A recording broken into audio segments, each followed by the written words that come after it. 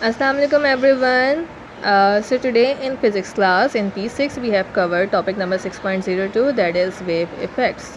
So to study the wave effects in physics we have an apparatus that is known as a ripple tank.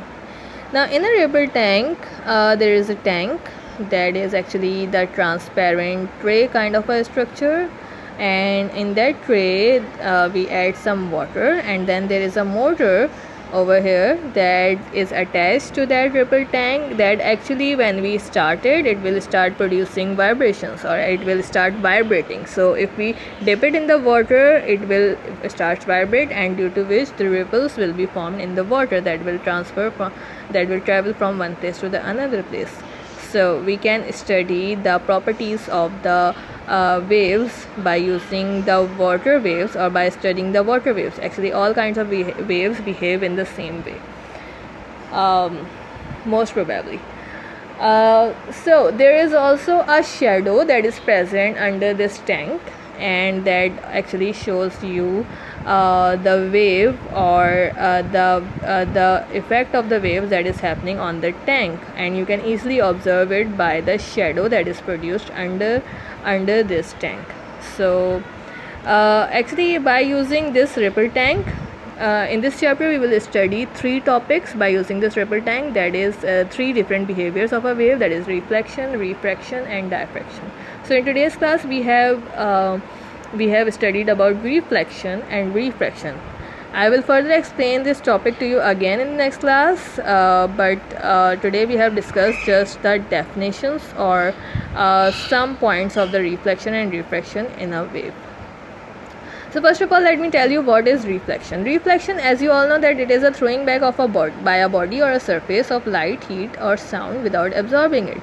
Like for example, if I throw a ball on a wall, so it will strike the wall and then it will bounce back and it will come back to me. This is reflection, and it happens you must have observed with the light as well. If you lit a torch on a mirror and you will hold a piece of paper in your hand, you will observe that the light will be seen on the piece of paper that you are holding. It means that the light has been reflected by the mirror, it has strike the mirror and then it bounces back. So this is known as reflection. And one more important thing about reflection is that if I throw the ball on the wall at a 90-degree angle, or you can say straight, so it will come back to me straight at a 90-degree angle. It means that the angle of incident, means the angle at which I throw the ball, is similar to the angle of reflection, means the angle at which it bounces back. So it has to be same. If I throw the ball at a 45-degree angle, it will reflect back at a 45-degree angle. It means that the angle of incident is always similar to the angle of reflection, and it is similar, it is same in all kinds of waves, whether it is light wave or sound wave. Now the second point is refraction. Refraction is a change in the direction of a wave passing from one medium to another. Now refraction happens in, if we talk about light waves, refraction happens in the surfaces which allows the light to pass through them, like for example the transparent surfaces or the translucent surfaces. So like for example, if you can observe the light coming from your windows because it is transparent. So refraction mostly happens in the surfaces that allows the wave to passes through them, and as the wave passes through that medium, it will bend. Now why it will bend? Because when the waves are passing from one medium, like for example the air, and it passes through if there is an obstacle, like for example any obstacle that actually allows the wave to pass through them, but it is considered as an obstacle because it is a different medium. Like in case of light, if we talk about light, so if the light is passing through the screen or through the window, then it is a solid medium. The light is traveling through the air and then it is passing through the solid medium, that is a window.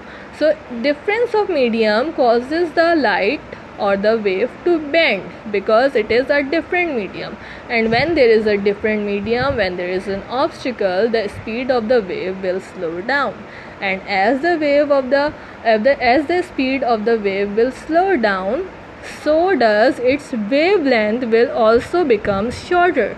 Like over here, they are giving you the example of a ripple tank. The ripples were passing in a water, and then there is a piece of glass lying on the tank. So what will happen as the waves passes through that screen or that piece of glass, they started to bend and their wavelength also becomes shorter, or the waves start coming closer to each other, means the waves become shorter. This happens because the speed of the wave is slowing down, and as the speed of the wave slows down, so does the wavelength become shorter.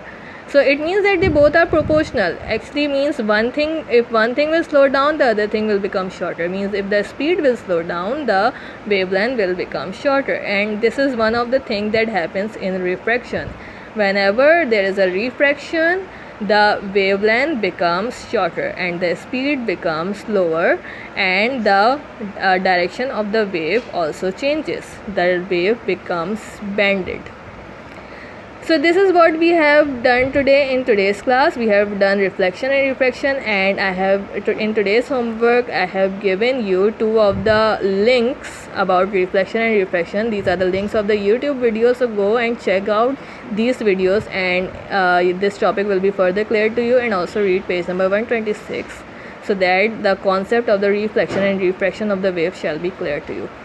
So I hope that you understand this topic, and I hope that and we will discuss this topic further more in the next class. Till then, Allah Hafiz.